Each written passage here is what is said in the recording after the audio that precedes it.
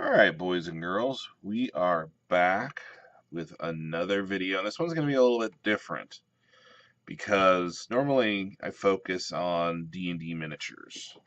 Well, I do play my share of board games, but, I've been focusing on these guys, D&D miniatures. However, I've begun writing an adventure. Now, it's only August, and Gary Con is in March, obviously, but I've begun working on an adventure. I'm going to be running some tables at Gary Con next year. And my favorite thing to do is write horror adventures. And I've been thinking about a way of capturing the story that is John Carpenter's The Thing in a D&D campaign.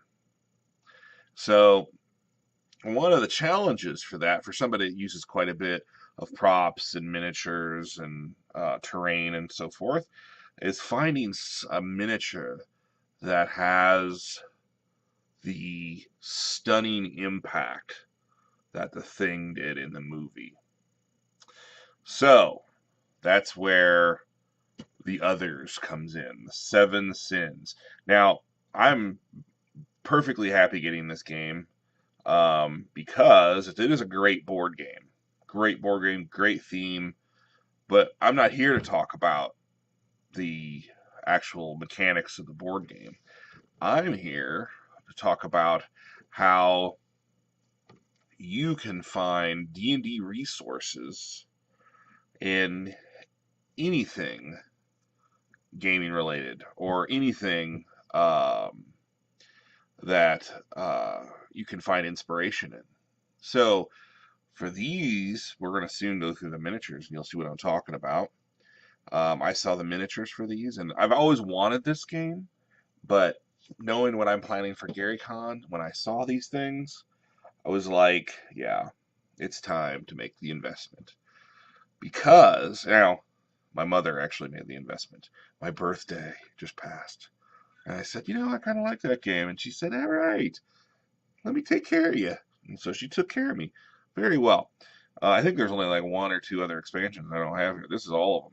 So The Others, the base game, comes with two of your sins, and then the other 5 sins are here. The Apocalypse is here. I think there's another expansion called The Sons of Odin. But in any case, we're not talking about the actual board game, although it is cool. I've looked through it, and I've read it, and it's a very cool idea, very cool concept. But we're here to talk about, again, using other resources for D&D. So, without further ado, what I'm going to do, I'm going to be moving the camera around a little bit, so I apologize for that in advance. I'm going to set this over here.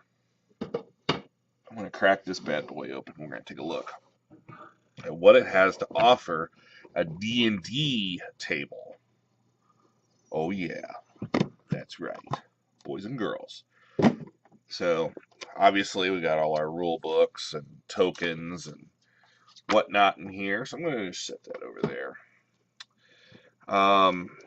Now this little box right here, let me angle this down for you.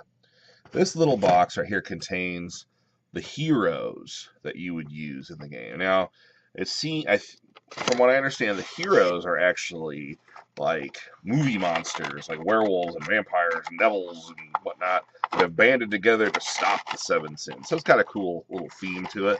So we got a little werewolf miniature here. He's pretty neat. That dude's pretty neat. Not bad. Obviously, everything needs to be painted. But, ooh, making a mess. There's a little devilish looking guy here. He's got horns. That could be a tiefling. Oh, and with that kind of anime-ish style sword, someone might be keen to use that as a tiefling. Hold on. Hold the phone. Here's a guy. Here's another guy. Check out this guy now. This guy. Now, he's a beautiful sculpt. But in any case, you can see where already this game could pay a lot of dividends. There's a little devil girl with some whips. Very cool. But yeah, this is absolutely, I think this one is actually a vampirus, a vampiric individual. I don't know if you can see that too well, but maybe if I gave you a little backdrop there. There you go, that might work. I need to invest in a better camera, don't you guys think? Yeah, I do. But in any case, until we get moved to New Orleans, I'm not going to really invest in anything until we get our new studio set up down there, and then we'll go crazy. But for now, if I bought anything, it would just be one more thing I would have to move. And obviously, I now have, 7 things I need to move. These 7 different boxes, but, Now, for the real reason that this game blew me away. Alright, let's pop this sucker out. And again, we're not really going to go over the game components for the actual board game. We're looking at the miniatures. So, I have a phone call. Sorry, ladies and gentlemen.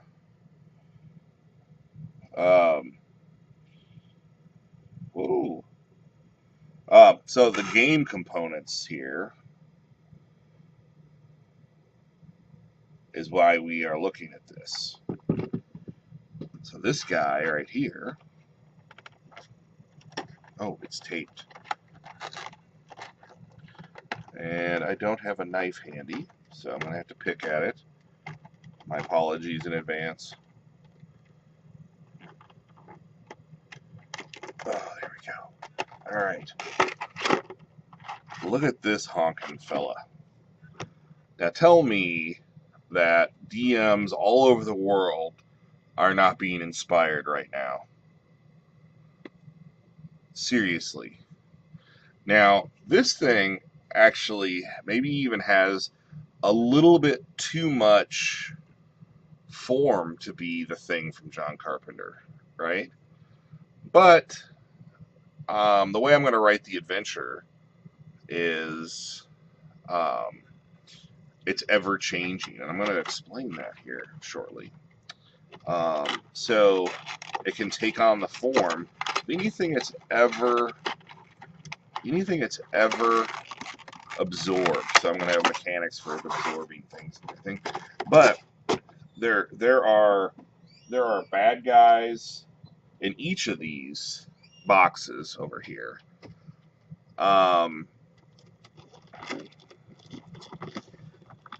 And what I'm going to be able to do then is sometimes, since the thing is always changing, sometimes it appears as this, sometimes it's going to appear as a monster from this box, sometimes so all of these really creepy monsters are going to be able to introduce a mechanic where the creature, every time the party encounters it, it's just a little bit different, or maybe a lot bit different. So I'm not sure if we should dive into the really good stuff, but check this guy out. How horrific is this? Now that is John Carpenter's The Thing. It is tentacles and arms and half a horn and, just craziness. And you got these guys who could be individuals who are half absorbed, and the thing never got to finish absorbing them. And there's a whole bunch of sculpts of these guys as well, so that makes it even better. And then you have just humanoids, tentacles growing out of them and stuff. Just amazing pieces. So that's these guys. Now, I kind of want to save the best for last. So we'll save the best for last. But this is just the base box of the others, the foundational pieces of the game. What we're going to look at next are the expansions. Here we go. All right, let's see if I can do this. It's been a little bit of stutter step today. I actually had a phone call and people coming in my little room here. Okay, so this is the base box. Oops, sorry about that, guys. this is the base box, and obviously you're going to be getting some pretty cool miniatures out of it. And there's a lot of miniatures in here. So the beauty of this is not only am I getting miniatures for a D&D game, but I'm getting a great board game. This thing is great. Like, every rating or every review I've seen of it has been stellar. And of course I didn't put the books back in, so we'll do that right now. There we go. All right. We will come back to this. Okay, so I'm going to set this back here, because right now we're going to look at some of these expansions. And the expansions themselves come with miniatures. Every single one of these. And again, we can use these, and even if I don't use them in the GaryCon adventure, I mean, one of my first loves, absolutely first loves, is designing monsters. And I can't tell you the inspiration just looking at these things can provide. You can find inspiration when you're designing monsters or designing adventures and virtually anything. I had a meeting last night with the Arcane Library. That's Kelsey over at the Arcane Library. And we were just kind of like talking about different monsters and, and just looking at miniatures. And she was like, well, what if it did this, this, and this? And I said, what if it did this? And, it just browsing miniatures gave us just so many ideas. So look at this guy. He's got a tongue coming out of his crotch. He's got arms sticking out all over the place. Yeah, horrific. So one time you might see the Thing come out like this, and then another time he comes out with tentacles all over the place. And again, you got little ones to represent people who were never fully transformed, or humanoids. Like this guy's got a mouth in his stomach. Let's see if I can get him to focus. Focus on it. All right, let's see if I can do this to go. There you go. He's got a mouth in his stomach. So this kind of reminds me of the scene in The Thing where they're trying to give him the old shock treatment to start his heart again, and his chest opens up with a big mouth, and there you go. You got that right there. So that's another set. Oh yeah. Let's move on to the next one, shall we? And of course, at some point we're gonna actually have to play this game because it looks freaking awesome. Now this one, Lust, is a bit disgusting to me. Yeah, it's pretty horrific. Let's see. We're going to have to get the tape off, of course, because I didn't think ahead. But you guys are not going to like me after I show you this, because whoever thought of this is a troubled individual. I'm sorry to say, they need some counseling. Because I certainly need counseling after seeing this thing. I mean, seriously, who thinks of this stuff? Let's check this creature out. Alright. So she's got, like, all these babies coming out between her legs. And, she looks almost like a hag. I don't know, man, but just hideousness. I mean, seriously, hideousness.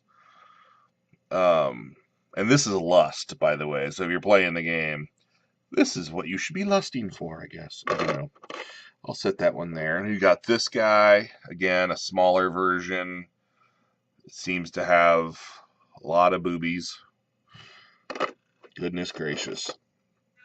And they all seem to have, like, this mothering or female theme to them. I don't know. Like, some of them have babies coming out of them. And then there's this guy who's carrying around these creepy babies. He is just not a nice looking guy. He's just bad. But this creature, I mean, seriously, this is a thing of nightmares. Can you imagine being at GaryCon and I say, all right, so you're stalking through this tunnel and suddenly you hear this bubbling gurgling noise, and an enormous mass of flesh rises up from behind a shelf of ice. And then I pull this miniature out. It would be horrific. So, my God, think about, like, oh, yes. It's going to be good. It's going to be good, guys. And of course, whoops, I did this backwards, didn't I? Of course, we got to paint them, which isn't that big of a deal. It's not that big of a deal. The next one's a really good one. It's less, like, this is just disgustingly all right, we'll move on from that guy because he gives me bad dreams and a stomachache. But this one is very creepy. Very alien, like, you know what it reminded me of? I don't know if you guys have ever seen the movie, I think it was called Nine. It's about those little dolls that were infused with the life essence of like the last living human after some great war. But in any case, these remind me of the bad guys from that movie. Or one of the bad guys.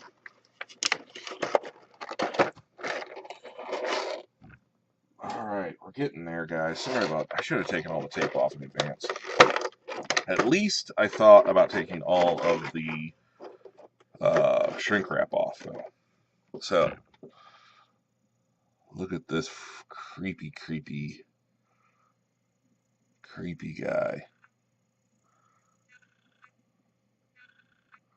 Isn't that horrific? And you know, the great thing about these things is the amount of detail, not only just on the front, but on the backs of them. I mean, this is completely alien.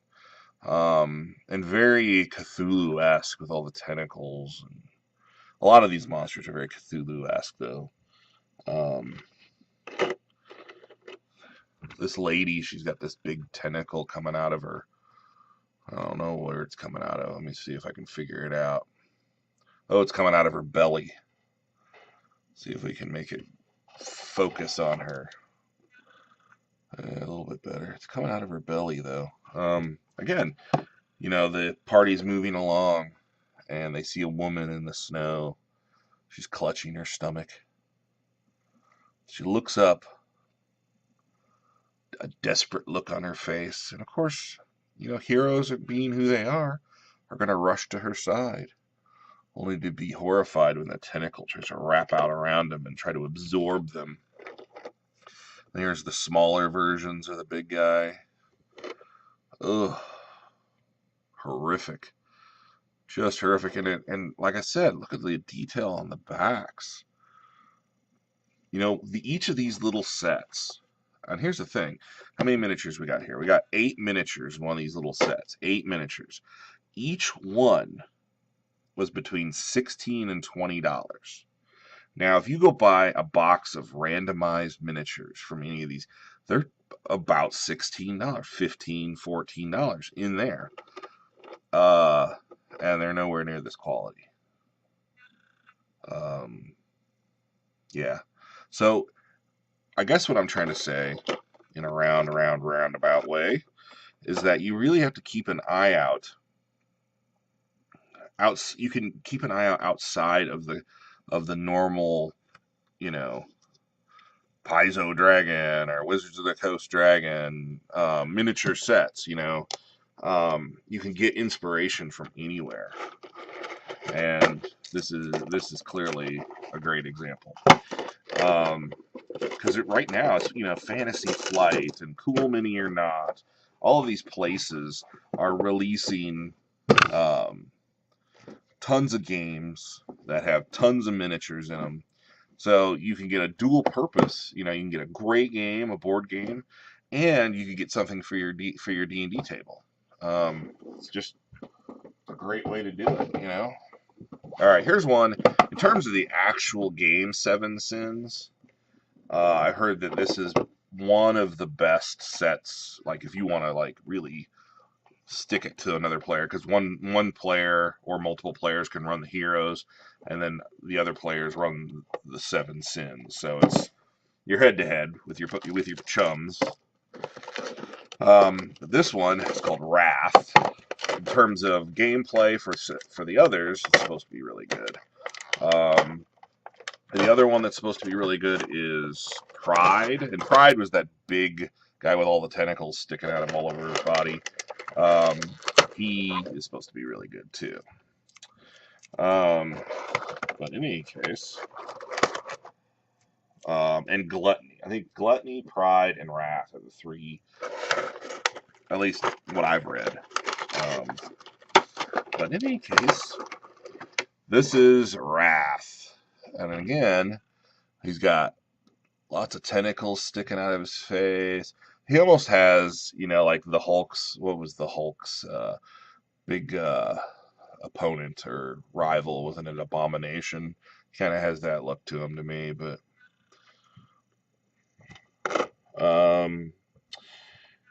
we've got these little...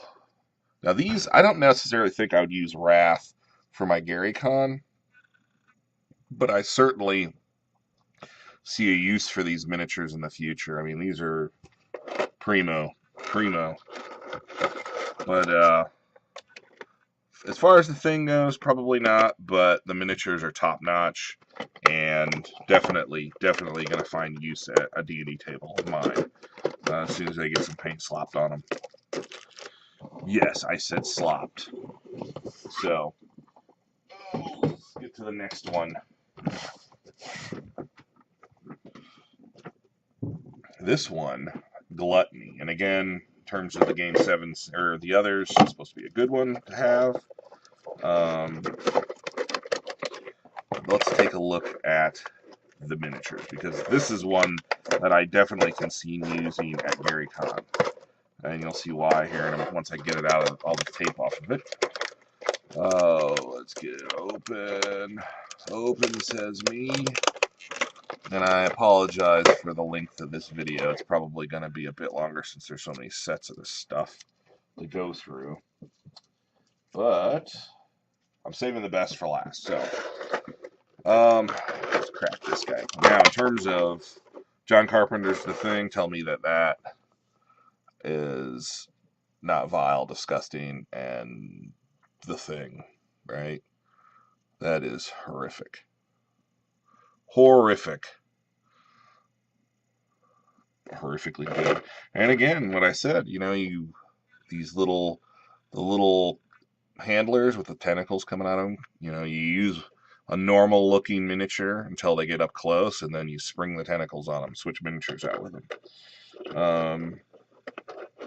Same goes for these little guys covered in, because in the movie, they were perfect replicas until something set them off, and then they would explode in a flurry of tentacles and teeth and all kinds of other stuff. So definitely don't be afraid of using multiple miniatures to represent the same thing, because you can switch them in and out and add all kinds of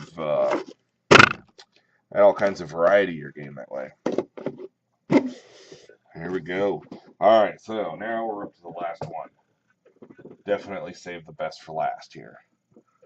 The Apocalypse set. Now, there's one miniature in here I envision using as the actual thing in the final fight. Like I said, I was thinking that along the lines, escalating the size of the thing so that, it starts out with perhaps the Gluttony miniature, and then it moves up to the next one, and the next one, the next one. But ultimately, it finishes off like this. Look at are you serious? And even if you have no intention, of running a, The Thing style adventure, as a DM, you can't tell me that this does not ignite your imagination. Absolutely horrific. Seriously, is awesome. So, And it's got a few other. Now, this is the Apocalypse set, so that has the 4 horsemen in it. So I don't really see using these at GaryCon, but I can see using them in the future as evil outsiders and whatnot.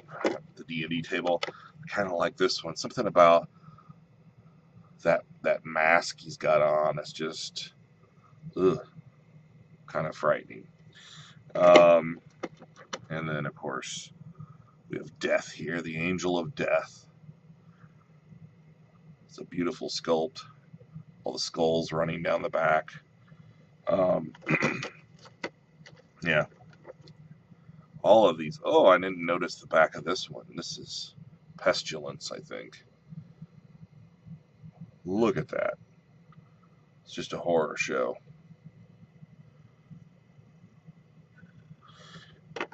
So the theme of this is basically just to, I get so many emails and text messages, not text messages, but direct messages from people who want to know, hey, where do you get your miniatures from? Hey, I'm looking for the right miniature for this adventure. And, you can get it in so many different places if you just keep your eyes open.